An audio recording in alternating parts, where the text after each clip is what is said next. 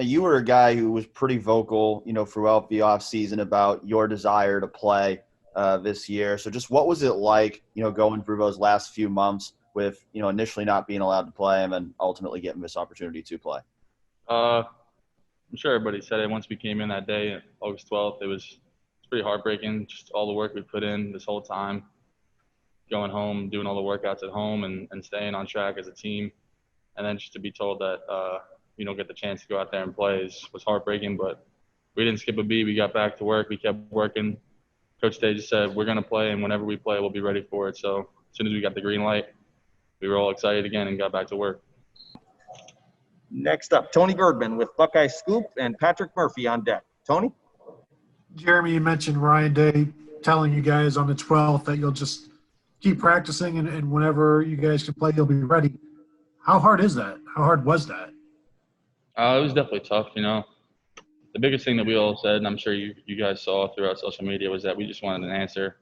All the stuff we've done throughout the offseason and leading up to it in the fall, we just wanted to know when and who we were playing against and to really focus on that, just to give you something to look forward to. It was kind of rough just working and doing workouts and practice when you didn't really have an idea of when we were playing. But, like I said, getting the green light to go really lifted up a lot of guys, and the energy has been really good these last couple practices outside.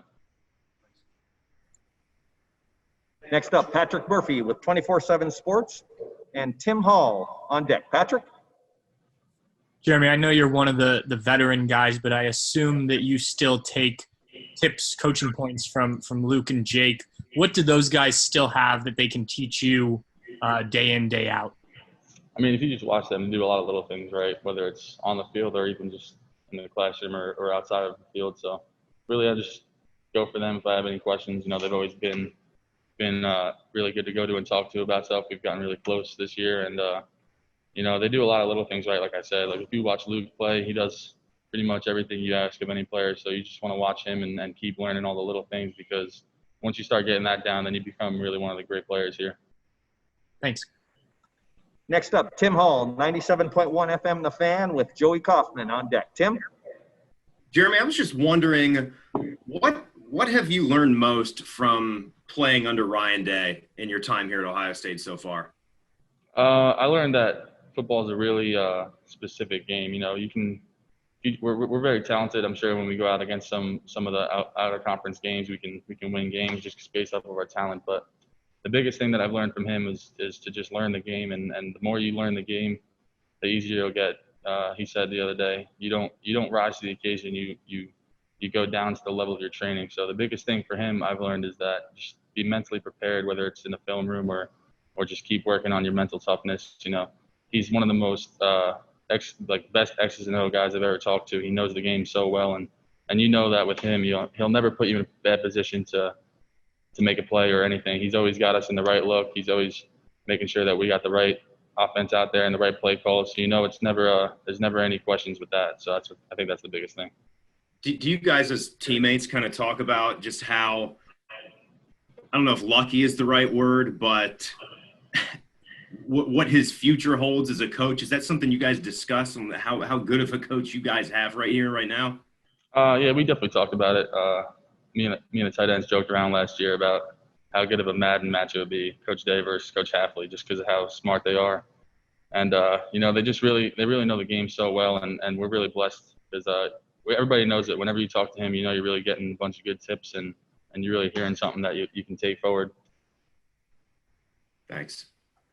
Next up, Joey Kaufman with the Columbus Dispatch, and we're going to close our questioning for this afternoon with Spencer Holbrook. Joey? Jeremy, during the last session, Jake was mentioning that, talking about the running game a little bit, and he didn't think you guys would miss a beat going from JK to Master and Trey the way they've performed, I guess, in some of the preseason practices. Now being able to kind of work out with both of those two, what have you seen from them? It seems like they both really understand how to practice hard. I mean, coming in, it must be tough to really get understand and buy into the culture. But it seems like Trey really hasn't missed any steps with that. He comes in and he just practices hard. He's not really outspoken. He just does everything right, and he looks like he's really promising out there. Fast, he runs hard. He just he seems like he understands a lot. And the same with Master. You know, he's very reliable.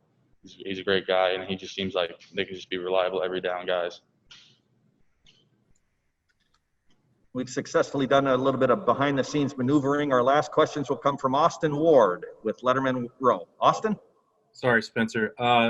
Jeremy, can you talk about your March or April project, whatever it was, to build that squat rack and get through the pandemic?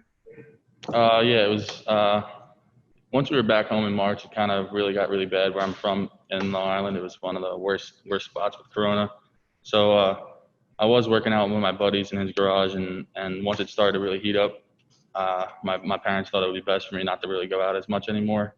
So then me and my dad took on the challenge of just going to Home Depot 3 times a day and just getting all wood and all the stuff, watching videos, and just ended up building a squat rack and every day adding something to it. And it really was something that not only was it good for me to keep getting workouts in and be safe, but it was cool to really do that with my dad and my brothers and get to spend some family time that normally we wouldn't really get.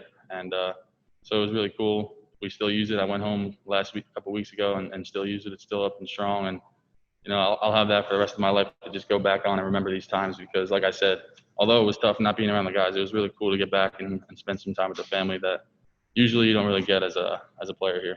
How many days did that wind up taking till completion? And do you normally consider yourself a pretty handsy, project guy?